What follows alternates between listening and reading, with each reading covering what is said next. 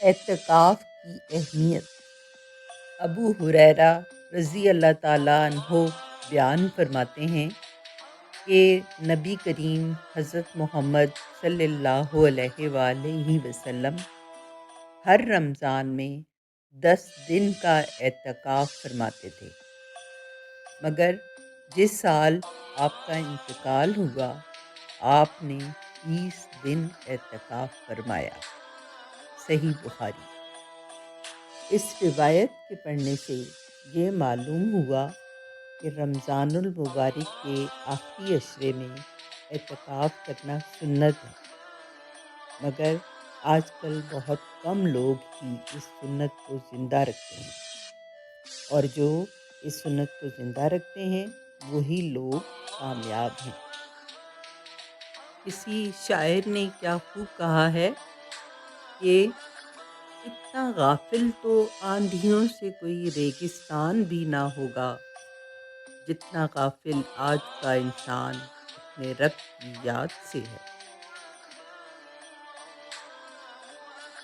حضرت عائشہ صدیقہ رضی اللہ تعالیٰ عنہا بیان فرماتی ہیں کہ جب رمضان المبارک کا آخری عشرہ شروع ہو جاتا تو رسول خدا حضرت محمد صلی اللہ علیہ وآلہ وسلم شب بیداری فرماتے اور اپنے گھر والوں کو بھی بیدار کرتے اور عبادت کے لیے کمر کس لیتے تھے۔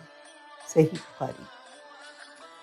ویسے تو پورا رمضان کریم ہی نیکیوں کا موسم بہار اور اطاعت و عبادت کا خصوصی مہینہ ہے، لیکن آخری عشرہ تو اس موسم عبادت کا نقطۂ عروج کہلاتا ہے۔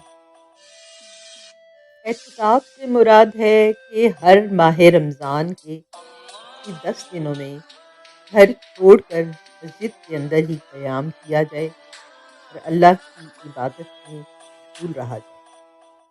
اس طرح جس بندہ اللہ تبارک و تعالیٰ کے قریب تر رہتا ہے۔ لیلۃ القدر کو تلاش کرنے اور اس کی برکات سے مستفید ہونے اور اعتکاف میں بیٹھنے والے شخص کو معتکف کہتے ہیں۔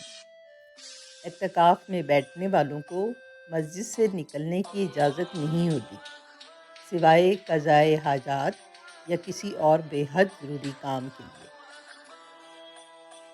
معتکف کو اپنا زیادہ تر وقت قرآن مجید کی تلاوت، ذکر و فکر، نوافل کی ادائیگی اور تسبیح اور اللہ تبارک و تعالیٰ کی حمد و ثنا میں گزارنا بے حد ضروری امر ہے۔ حضور صلی اللہ علیہ وآلہ وسلم نے ارشاد فرمایا، میں نے لیلۃ القدر کی تلاش میں عشرہ اول کو اعتکاف کیا، پھر عشرہ اوسط کا اعتکاف کیا، پھر اس دوران میرے سامنے فرشتہ لایا گیا اور مجھ سے کہا گیا وہ تو آخری عشرہ میں ہے، لہٰذا اب جسے پسند ہو کہ اعتکاف کرے تو وہ کر سکتا ہے۔ فرمایا ایسی مزید اچھی اور دلچسپ ویڈیوز دیکھنے کے لیے میرے چینل کو سبسکرائب کریں اور اپنے دوست احباب کے ساتھ شیئر کریں۔ جزاک اللہ خیر۔